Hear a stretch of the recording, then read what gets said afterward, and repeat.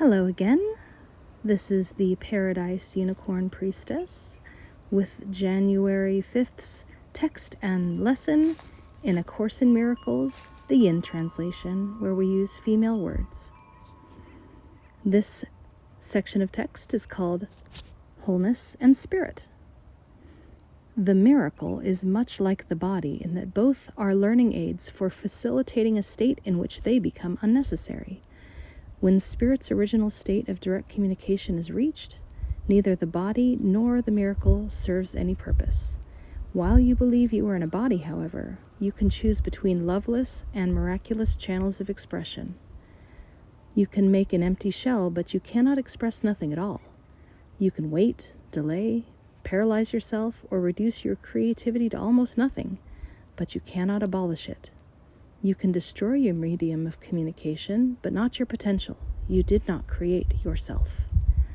The basic decision of the miracle-minded is not to wait on time any longer than is necessary.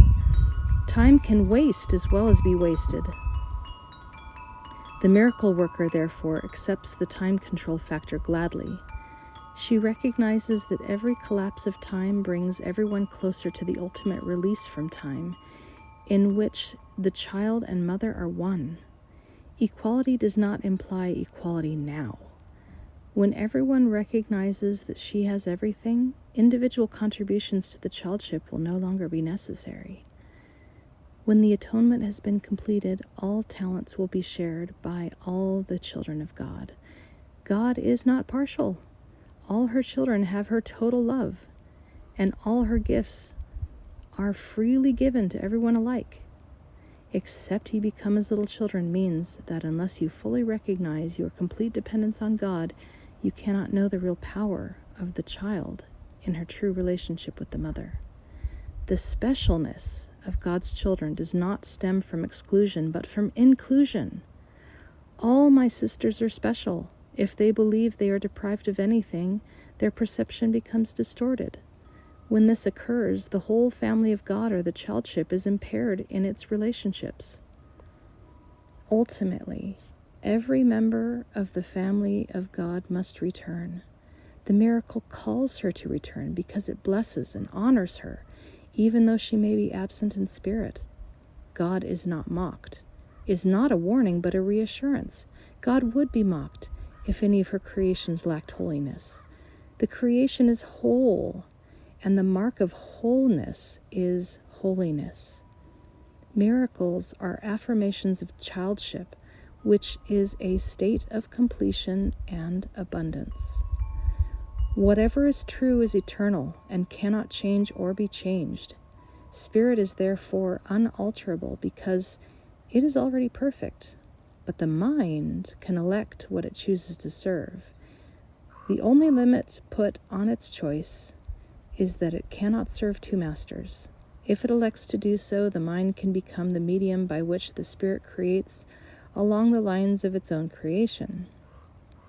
If it does not freely elect to do so, it retains its creative potential, but places itself under tyrannous rather than authoritative control. As a result, it imprisons, because such are the dictates of tyrants. To change your mind means to place it at the disposal of true authority. The miracle is a sign that the mind is chosen to be led by me in Christ's service. The abundance of Christ is the natural result of choosing to follow her.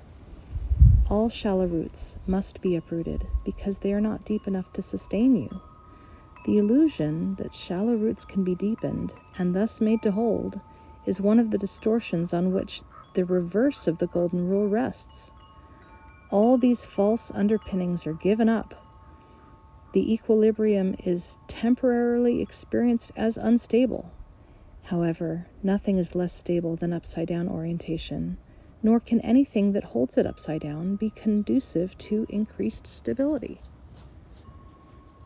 All right, that was the text for today. Now let's go to lesson number 5. I am never upset for the reason I think.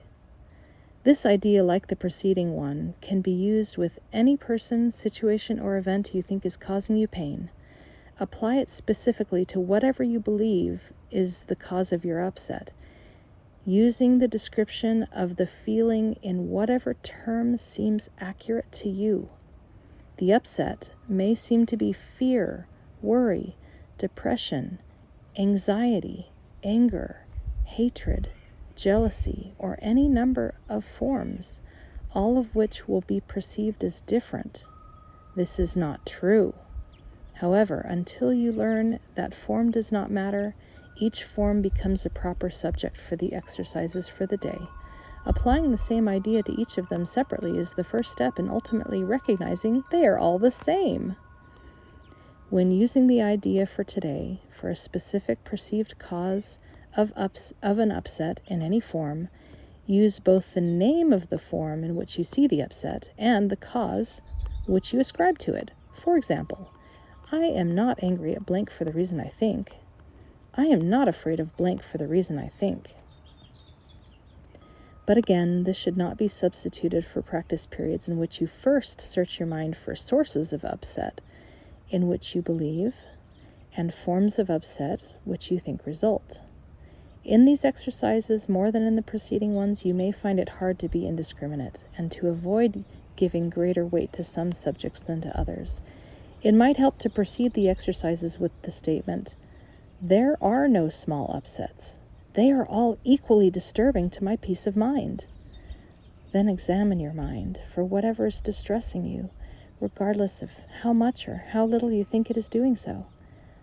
You may also find yourself less willing to apply today's idea to some perceived sources of upset than to others. If this occurs, think first of this: I cannot keep this form of upset and let the others go. For the purposes of these exercises, then, I will regard them all as the same. Then search your mind for no more than a minute or so and try to identify a number of different forms of upset that are disturbing you, regardless of the relative importance you may give them. Apply the idea for today to each of them, using the name of both the source of the upset as you perceive it and the feeling as you experience it. Further examples are, I'm not worried about blank for the reason I think. I'm not depressed about blank for the reason I think. 3 or 4 times during the day is enough. All right. That concludes our text and lesson for January 5th in A Course in Miracles, the Yin translation. Happy practicing, and I'll talk to you next time.